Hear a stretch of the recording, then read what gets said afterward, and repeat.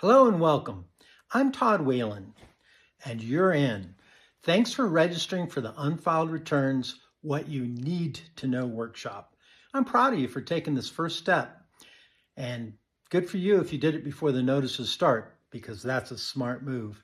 In this session, I'll show you exactly how the IRS treats unfiled tax returns and what penalties can quietly stack up in the background, and also to watch out for the substitute for returns that can happen when the IRS files for you.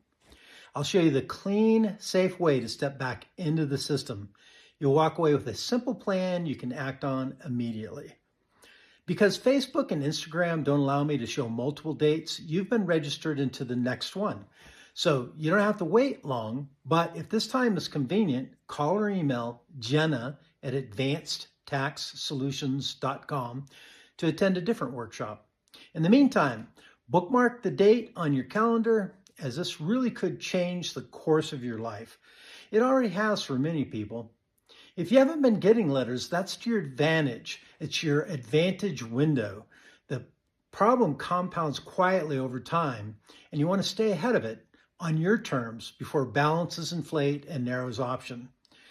Have a notepad ready, and if you can, gather any notices of the years you're missing.